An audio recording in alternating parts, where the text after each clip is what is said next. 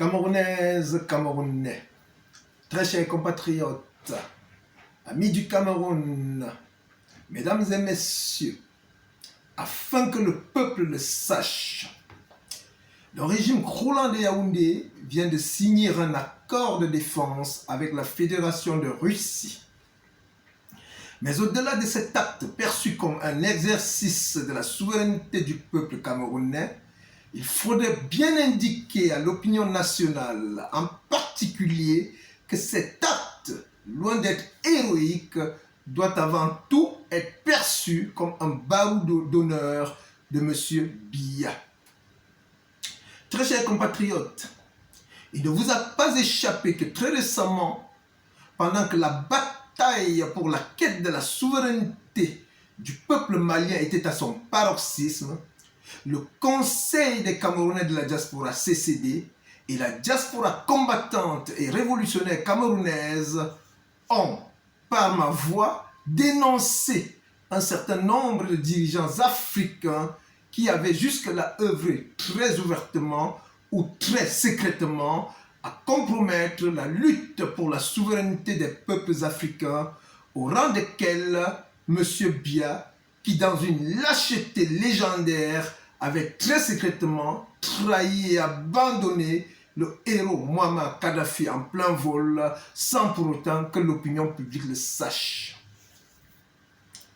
Cette dénonciation d'un secret que M. Biya croyait emporter outre-tombe a déclenché un tollé dans le microcosme des relations diplomatiques france-africaines, car le dictateur antipatriote Paul Biya s'est senti trahi par la France-Afrique suite à la fuite de la dite information qui se voulait top secret et soigneusement gardée. Ce qui a d'ailleurs justifié un déploiement de très grande ampleur d'un détachement antiterroriste chez moi au matin du 4 février 2022 pour une très violente et longue perquisition au cours de laquelle le moindre bout de papier était passé au scanner. Perquisition qui au final n'avait pas permis de trouver les documents escomptés.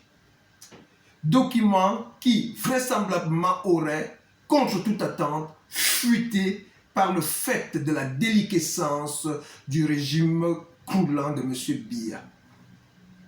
Nous, le Conseil des Camerounais de la diaspora CCD et la diaspora combattante et révolutionnaire camerounaise, tout en appelant le peuple ami de la Fédération de Russie à faire la paix avec son peuple frère de la République d'Ukraine, demandons à être reçus par la Fédération de Russie afin d'assurer l'opinion nationale camerounaise que le récent accord de défense signé entre le Cameroun et la Fédération de Russie portera essentiellement sur la lutte contre le terrorisme dans la partie septentrionale du Cameroun, sans être contre les populations des régions anglophones du Nozo qui, depuis 2016, ont courageusement et légitimement pris les armes contre la dictature sanguinaire et génocidaire de Yaoundé.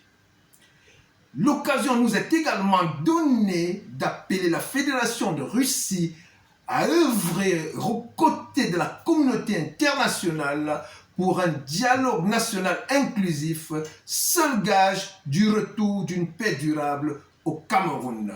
Fait à Paris le 23 avril 2022. Le Conseil des Camerounais de la diaspora CCD et la diaspora combattante et révolutionnaire camerounaise. Vive le peuple camerounais, vive le Cameroun libre!